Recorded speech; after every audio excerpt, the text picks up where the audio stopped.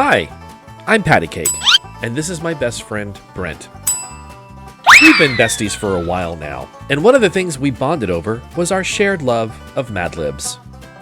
On Christmas a few years ago, Brent pitched the idea to me to create a show where we use AI art to accentuate the humor of Madlibs. 3 weeks later, we started filming, and we haven't stopped since. Through this project, we hope to share our weird humor and to highlight both the unexpected beauty and complete absurdity of AI-generated art. Welcome to MidJourney Madlibs. Hello, my darlings, and welcome back to the channel. If you're new, please come in, make yourself at home. My name is Paddycake. Welcome to Paddycake Games and another episode of MidJourney Madlibs. And with me, as always, is my best friend and my co-host, Brent. How you doing today? I'm good. Good. Well, we're not going to waste any time. You guys know how this works. We send each other Madlibs. We send each other the answers to go into those Madlibs. We then take those Madlibs. We run them through MidJourney. We create art. We get together. We show it to each other, and we laugh. And that's the show, and we hope you like it. And if you do like it, look down below the video. There's a button just for you. It's a thumbs up button. That means you like the video. Right next to it, there's a subscribe video. There's not a subscribe video. That's dumb. Right next to it, there's a subscribe button. Click on that, and that'll really help out the channel. All the cool kids are doing it, so you should too. And then there's also the notification bell. Ring on that, and that'll let you know when new videos get posted to the channel. And if you want to be super thorough, you can look in the description of the video, and there's a link to a Discord. We have a great community at our Discord. Come over and join us. We'd love to meet you. I'm first tonight, and I got a style blend, my first style blend of Season 4. This Madlib is called Use Your Brain, and the art is in the style of William Nicholson mixed with the Roaring Twenties.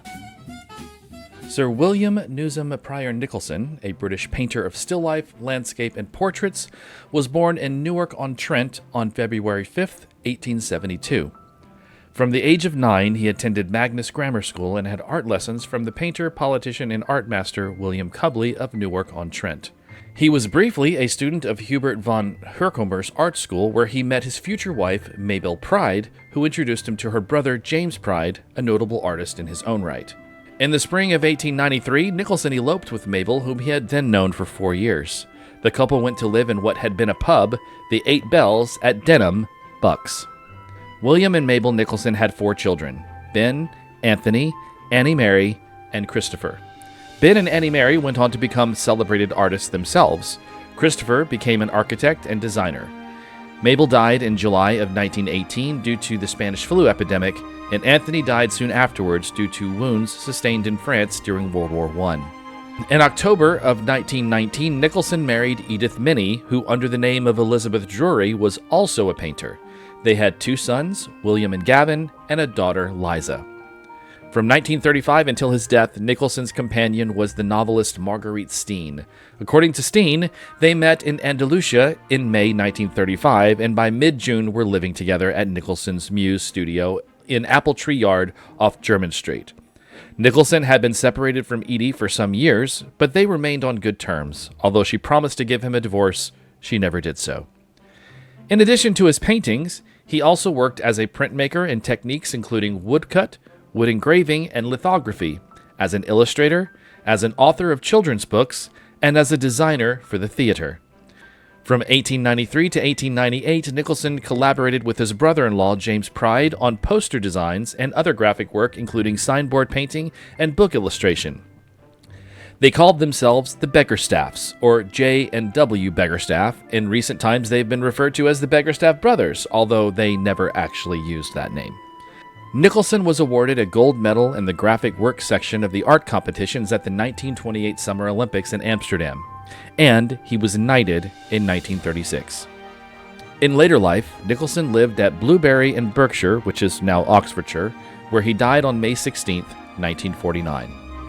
A man of many interests and talents, and a celebrated artist and teacher, William Nicholson will always be remembered as an influential figure in art history.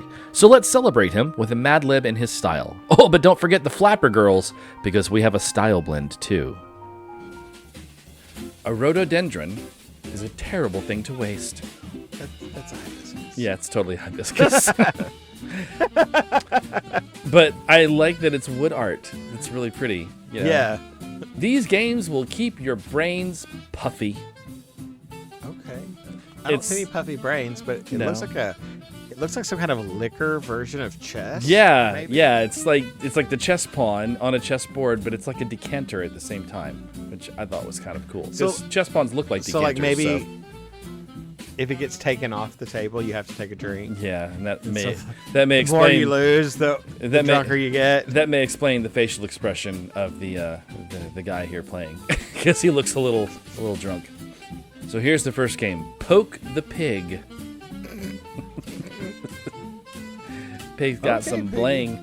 Are either of those words I gave you? No, Poke the Pig is the name of the game. Okay. Apparently, I've never heard of any of these games. Just FYI, I don't know what they're supposed to be. This little zebra may not look waterlogged, but looks can be deceiving. Yeah, he doesn't look waterlogged at all. No, it's like a painting of a zebra you'd put in like a child's room, because it's so cute, you know. But it also, like, the brushstrokes are very visible, which I really like. Yeah. It you know what would be interesting? It almost looks like they did it with mortar. Just FYI, zebra is one of those words that completely overtakes the prompt. Like, no matter what I did, I got pictures of zebras. Nobody wearing like zebra clothes or any. Did you get any wet zebras? No, nothing was. Well, no, I did get some wet zebras. You're correct. I did get wet zebras, but I got everything from a painted zebra like this, which I thought was the most interesting, to just photographs of live zebras. Well, they're not really photographs; they're AI generated, but they look like live zebras. You know. See if you can splash it on its big toe as many times as possible. Remember, time is slipping out. Oh, very interesting. It's certainly splashing on the big toe. Got that much right. And the perspective is very interesting. Like, she's like this long step. Yeah, it's very like urban art. It gives me like urban art vibes.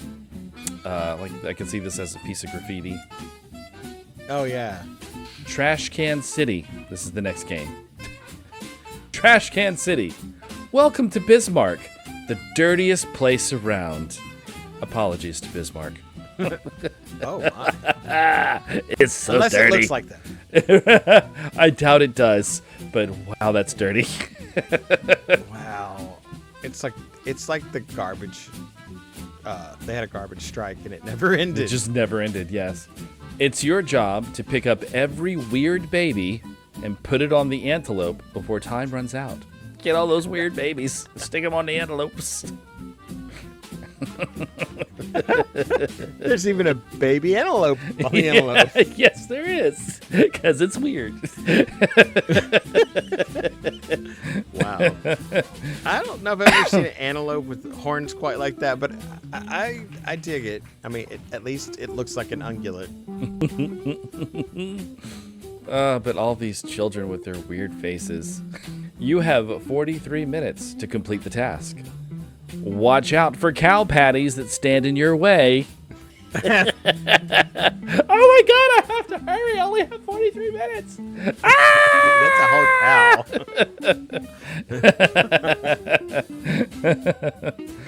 I don't know how many weird babies there are, and I don't know if the antelope tries to knock them off, but 43 minutes seems like plenty of time to load up an antelope with babies. Next game is called Meals for Math. Are you the Jerry O'Connell of the math world?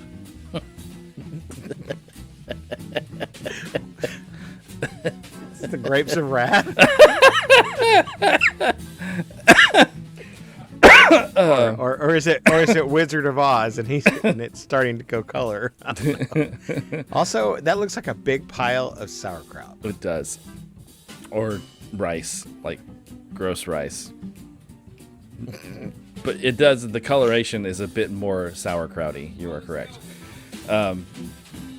You'll need to be, in order to complete this rotten challenge. That's an interesting stock.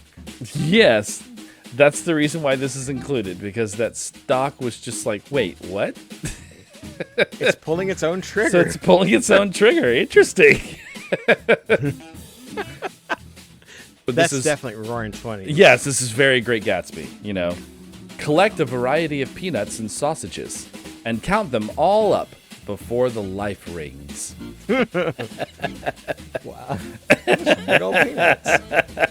It's big peanuts, and I don't see a single sausage anywhere. So she failed in that endeavor. She just found peanuts. Where's my peanut? I got a big peanut too, see? So that is my Madlib. That's my Madlib. Oh, wow. Are you ready for some honorable mentions? There's not very many this time. Sure. All right, so these games will keep your brains puffy. Also, the lighting would really bug me if I was trying to play a game. It really would. I agree, because it's a strange color. It's an off-putting color, and I feel like it would hurt my eyes after a while. But also, I feel like this is like a saloon, because he's dressed kind of like Wild West. It's kind of decor is Wild West. Roaring 20s for some, might be Wild West for others. Oh, this is the Trash Can City. Bismarck. Welcome to Bismarck, the dirtiest place around. I'm pretty sure that Bismarck is like one of the smallest big cities in the country, and their entire population would fit in that skyscraper. There's weird things in the sky that I didn't notice before. In between the two skyscrapers, sort of in the middle, and then there's another one that's in between a skyscraper and the skyscrapers on the left-hand side. It's like these weird things floating in the sky. Maybe they're hills way off in the distance, and they're giant cows. Okay. Sure. Your job is to pick up all the weird babies and put them onto the antelope. And water, too. Yeah. But also the babies are antelopes at the same time. Maybe this is like a box that's on the antelope, and you just double in the box, which would be a lot easier.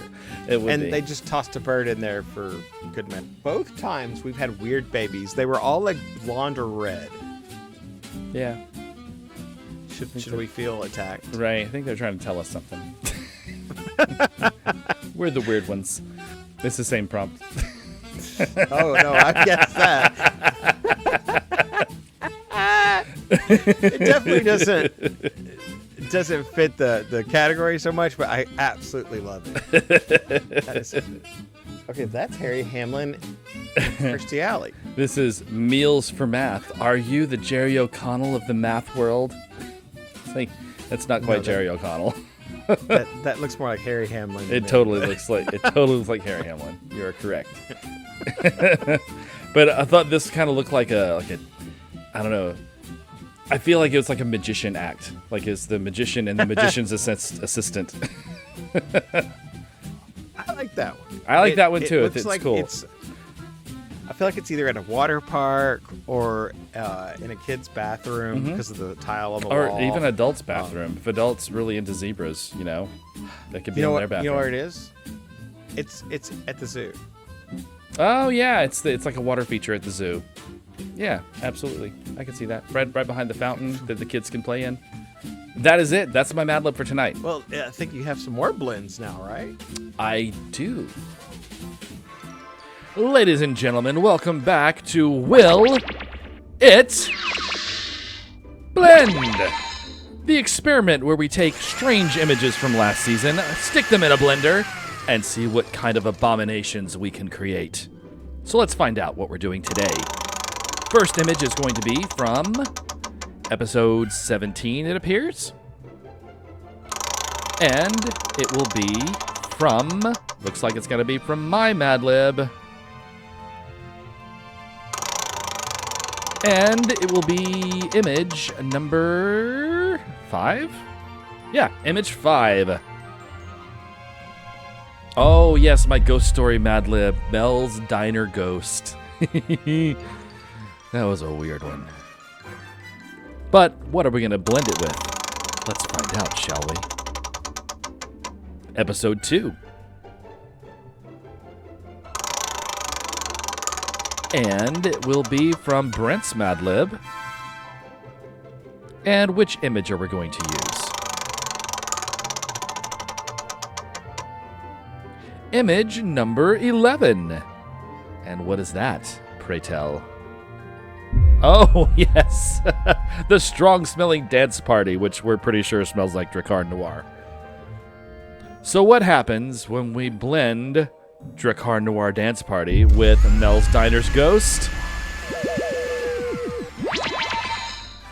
Well, we get Mel's strong-smelling ghost. But let's look at our next set. Episode 11.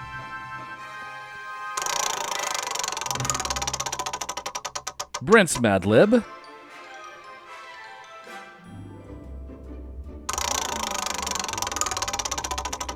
And image number 2. Yes. Okay, what have we got? Oh, yes. We always said it looked like she had beans in her hair. Anyway, that's Mom drawing straws. Though there were no straws in that image. It's really weird. So anyway, what are we blending that with? Looks like it's going to be episode 16.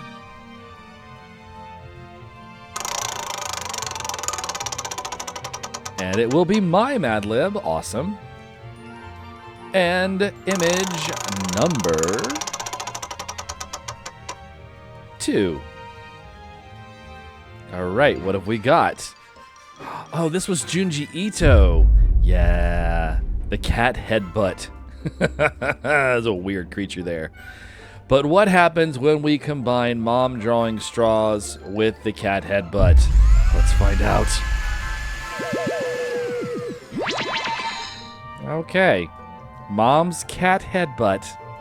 But you know how this works, guys. We can't finish until we blend the blends. So let's find out what happens when we blend these two things together. Well, how about that?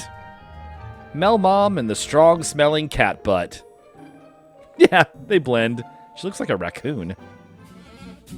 Well, those are still interesting for sure, and it's also kind of fun to revisit old pictures. Yeah, that's kind of the whole point. But now here's some new ones, and a lot of them at that. We have a special Madlib just for Patrick. We are going from Friends. I wish I could surprise him with it, but obviously the name probably gave it away. Yeah. That I was doing a Friends Madlib. And it's also in the style of Dario Argento horror films. Dario Argento, born on September 7th, 1940 in Rome, Italy, is a celebrated filmmaker, screenwriter, and producer best known for his influential work in the horror and thriller genres. Often referred to as the master of horror, Argento's films are renowned for their distinctive visual aesthetic, innovative use of color and lighting, and his ability to blend psychological suspense with visceral horror. Argento began his career as a film critic before transitioning into screenwriting and directing.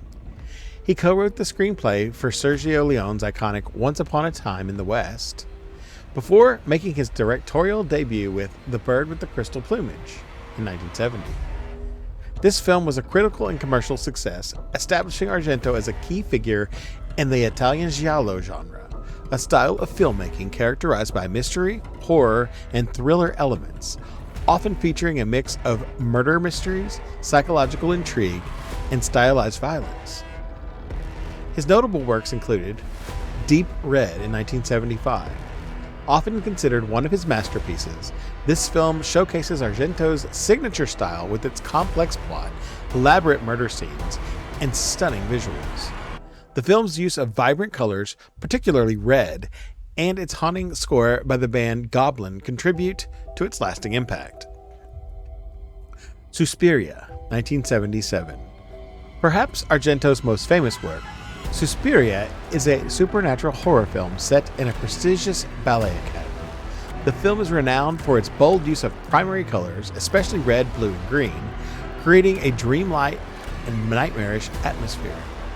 The innovative lighting techniques and Goblin's iconic score enhance the film's unsettling and surreal mood. Tenebrae, 1982. This film exemplifies Argento's ability to blend psychological horror with graphic violence. The sleek modernist architecture and stark lighting create a chilling and oppressive atmosphere, emphasizing the film's themes of voyeurism and the blurred lines between reality and fiction. Argento's visual aesthetic is characterized by his bold use of color.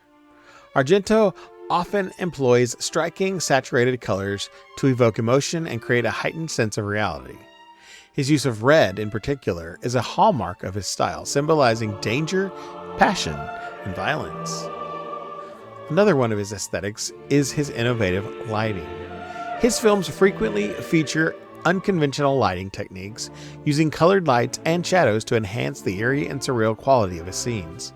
This technique is particularly evident in Suspiria, where colored gels and elaborate lighting setups create a fantastical, otherworldly environment. Another part of his visual aesthetic is the stylized violence. Argento's depiction of violence is both graphic and artful, often choreographed with meticulous attention to detail. The elaborate murder sequences are as much about visual spectacle as they are about narrative function, making the horror visceral and aesthetically captivating. Finally, another piece of his aesthetic is architectural and spatial design. The settings in Argento's films are often as important as the characters, with the architecture and spatial design contributing to the atmosphere and tension. Whether it's the Baroque interiors of Suspiria or the modernist buildings of Tenebrae, the physical spaces play a crucial role in the storytelling. Argento's innovative approach to horror and his distinctive visual style have had a lasting impact on the genre. His influence can be seen in the work of contemporary filmmakers such as Guillermo del Toro and David Lynch. Argento's films continue to be studied and celebrated for their artistic merit and their ability to push the boundaries of horror cinema. Dario Argento is a master of creating visually stunning, psychologically complex films that captivate and terrify audiences. His unique blend of vivid aesthetics and intricate storytelling has cemented his place as a pioneering figure in the world of horror and thriller cinema. So now enjoy my fun Madlib in the style of Dario Argento. So you can see that this is going to be interesting. I'm excited about this one because I love Dario Argento films, and I've played around with him in styles before, so I kind of know what MidJourney does with it. So I'm kind of interested to see what Friends meets Dario Argento becomes. Hi, I'm Gunther, and welcome to Central Perk. We're not going to do that the whole time.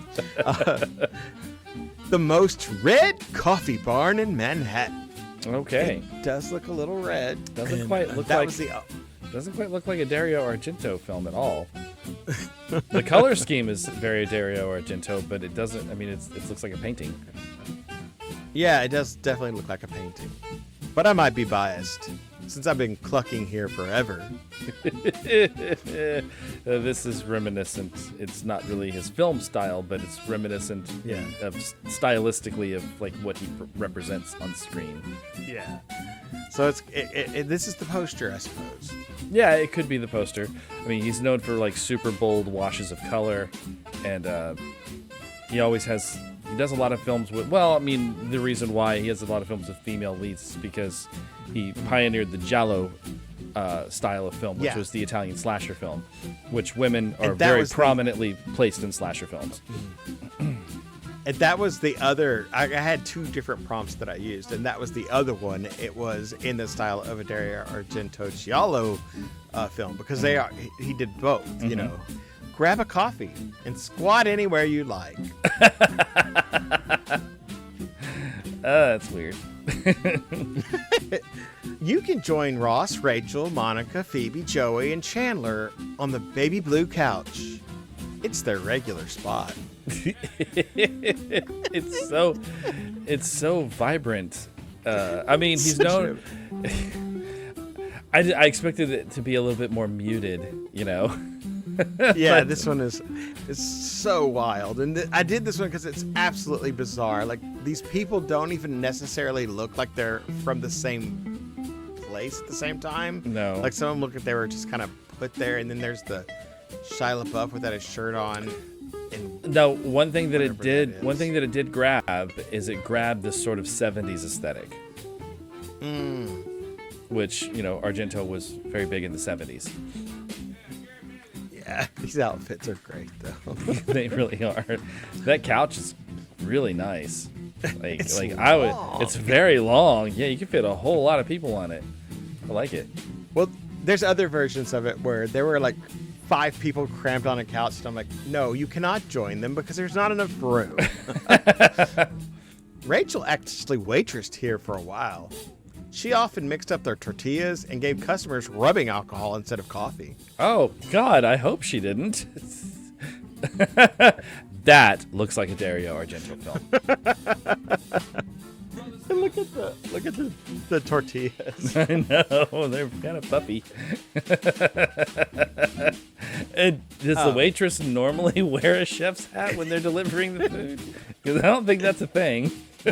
Maybe in an Argento film it is. She even has the hair and the bone structure that 70s actresses would often have. Mm-hmm. I don't mind, because she's the Venus flytrap of my dreams. Look, we've got another. There's a bowl of celery of my dreams. Now we've got a Venus flytrap of my dreams. And I'm going to marry her. So long as Ross doesn't croak her first. Oh. Girl, you need to start walking quickly. That is a very terrifying Venus flytrap if I ever saw Yes, one. it is. It's so big. Why is it so big? And why does it have 2 centipedes on top of its face? Those are actually look like millipedes, but yeah. Yeah. Joey also worked here as a wine taster. He always gave free chocolate to all the homely girls. Of course he did. Also very Dario Argento. Although it looks like he branched into the realm of comedy in this, because this looks like it's still from a comedy film rather than a horror film. Oh, but it gets dark real quick, I guess. To cover, he'd pretend it was their birthday by singing Happy Super Bowl to you. Happy Super Bowl to you. That's awesome. I absolutely loved this one. It was so funny. Speaking of singing, maybe Phoebe will infuse us a song. God. What is that in the back? Is that, the lady? yeah, is that her weird roommate, her weird short roommate with a hairy chest? I just kind of assumed it was someone sitting on a chair. But her proportions are kind of wacky. That skirt's a little too short. Mm-hmm. The crochet blouse is interesting, and that look on her face. But it looks like she's got an iPad on the floor in front of her, so I guess that's going to be her accompaniment. It also it looks like a set. Like, this doesn't look like an actual apartment, especially the way it's lit.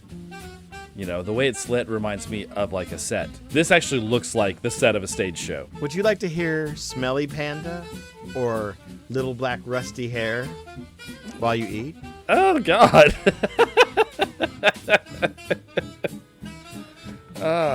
That's a very smelly panda. At first I thought that was hair, and then I realized it looks more like spaghetti. Yeah, it's totally spaghetti. And Also not really a panda. no, it's not. It's a reverse panda. That sounds really bad, but it's not. Wait. Why did we let her point here again?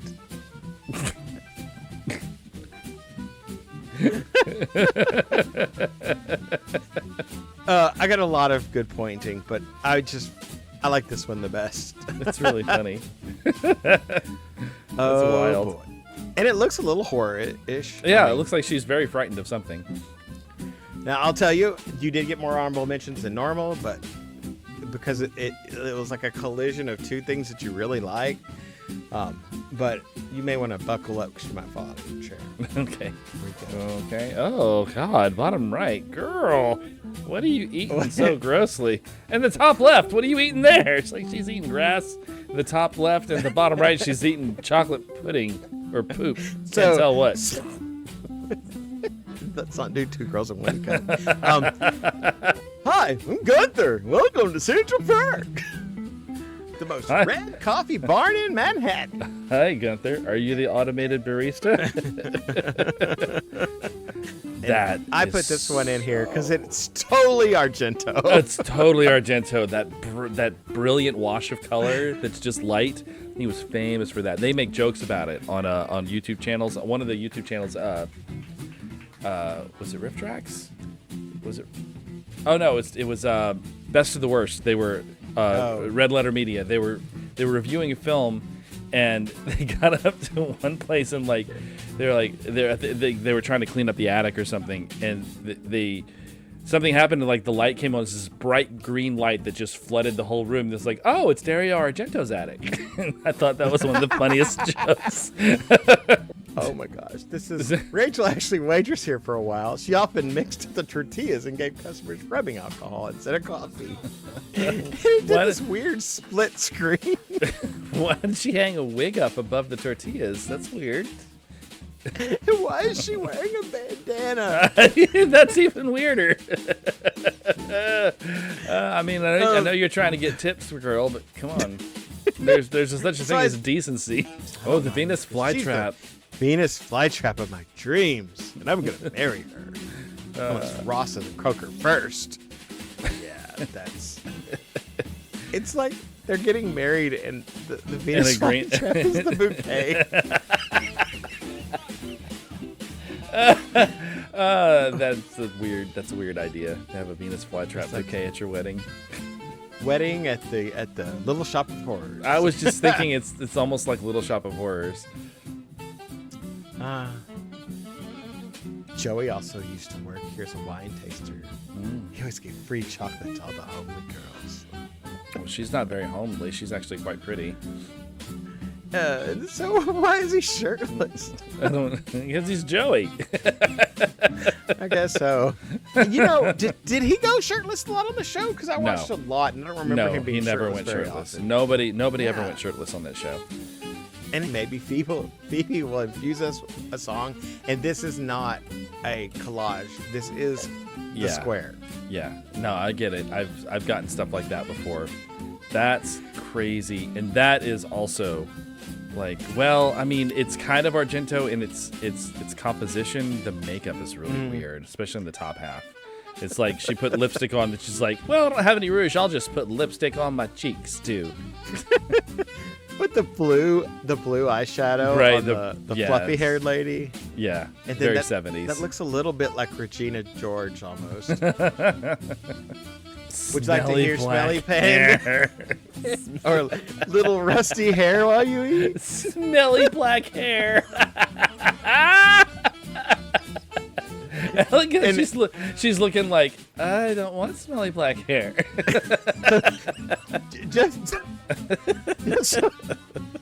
I had so much fun with this. I could have made 50 slides, and you would have laughed your way through all of them. Hey Brent. Huh? What's round and visits us every Thursday? Humpty Dumpty. The wheel! It's the wheel! And we get to spin it and find out what we did next week! Don't you want to spin the wheel and find out where it stops? Don't you want to see what kind of art you're gonna make? And oh, great, I got nightmare fuel. It's wheel time, ladies and gentlemen. All right, so we're going to spin the wheel 4 times, twice for me and twice for Brent, and that's going to tell us what our themes are going to be like in next week's episodes of MidJourney Madlibs. Of course, we're doing word themes, and it's our last word themes of this half of the season. So we're gonna alternate the spinning. So do me and then Brent. Yeah, I was gonna say that way we can have some suspense. Yeah, exactly. All right, so here's my first word theme for next week.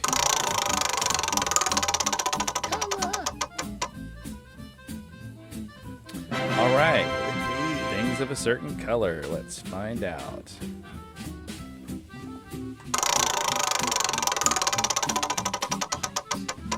Wait, ooh. Purple things. That's more difficult. And here is your first word theme for next week.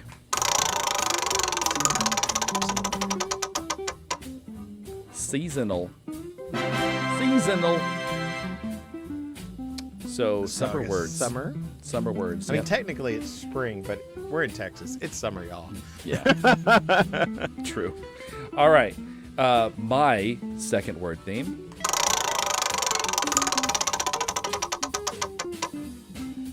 QWERTY.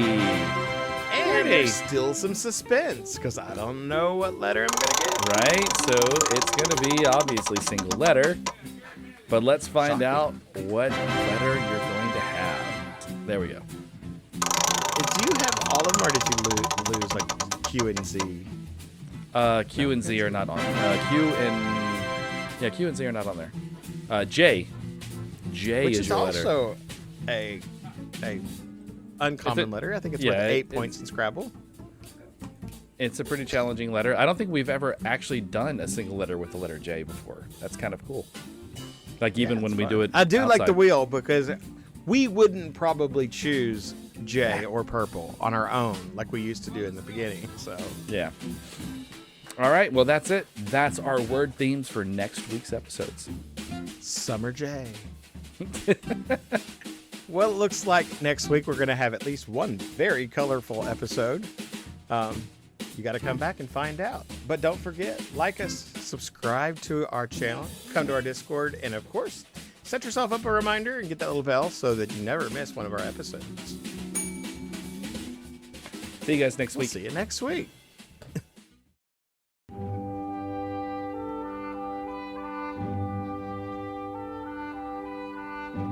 Like and subscribe. The algorithm demands it.